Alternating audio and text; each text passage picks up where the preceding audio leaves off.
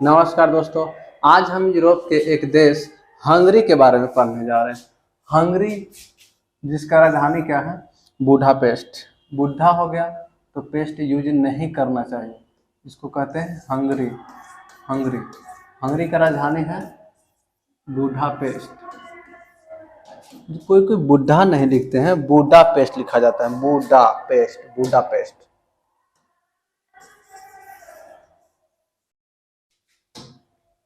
Hungary का राजधानी है बुडापेस्ट।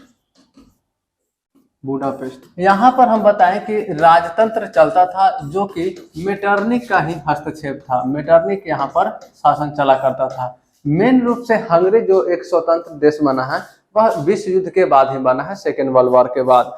अभी हम यूरोप के क्रांति जो देख रहे हैं, इसमें हम सिर्फ देखेंगे 19वीं के अंतिम सदी या फिर कह सकते हैं कि 20वीं सदी के प्रयास।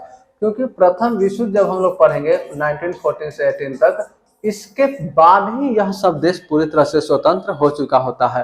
परंतु जो फ्रांस में 1848 में जो क्रांति हुई थी, इसके बाद हंगरी के भी कुछ लोग हुए जो अपने आप को स्वतंत्र की मांग करना शुरू कर दिए थे। हंगरी के एक नेता हुए जिनका नाम था कोसुथ, और एक और व्यक्ति थे जिनका नाम क्या था? कोसुथ के अलावे फ्रांसिस डिक। ये दो लोग मिल करके हंगरी को आजाद करने का प्रयास किए थे। अभी जो हम देख रहे हैं यही हमारे क्या है? कोसुथ हैं इनका नाम, और इनका नाम है फ्रांसिस डिक। इन्हीं दोनों के नेतृत्व में हंगरी पूरी तरह से स्वतंत्र हो पाया। स्वतंत्र नहीं हुआ। जब 1848 में फ्रांस की क्रांति हुआ तो ये दोनों लोग मिल करके हंगरी में राष्ट्रवाद की लहर दौड़ने लगे, लोगों को एक करना शुरू कर दिए। परंतु मेटरनिक इनके प्रयास को दबा दिया, पूरी तरह से स्वतंत्र नहीं हो पाया।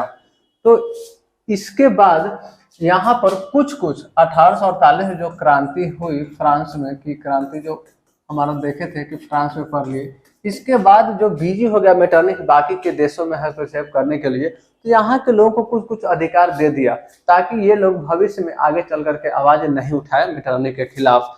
जैसे यहाँ कुछ स्वतंत्रता मिले, जैसे प्रेस की स्वतंत्रता दे दी गई। प्रेस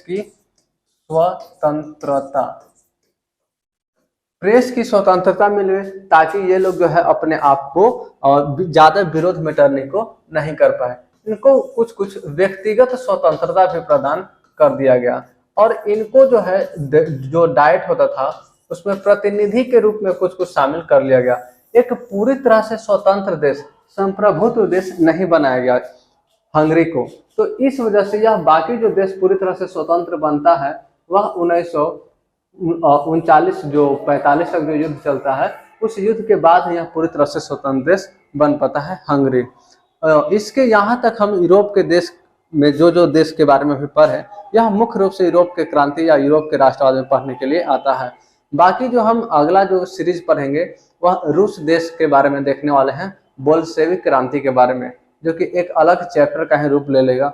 नेक्स्ट टॉपिक हम लोग देखने वाले हैं समाजवाद के बारे में। तो हम समझनेंगे कि समाजवाद क्या है और वर्तमान में साम्यवाद और समाजवाद में क्या अंतर है। हालांकि यह दोनों शब्द वर्तमान में एक ही हो गए हैं।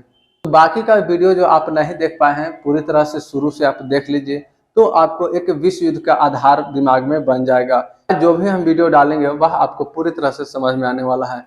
बीच का वीडियो आपको समझ या आपके पल्ले नहीं पड़ सकता है। धन्यवाद यह वीडियो को देखने के लिए। जो लोग जो पढ़ाई कर रहे हैं, जिनको एक जरूरत है, उनको यह वीडियो शेयर कीजिए। धन्यवाद।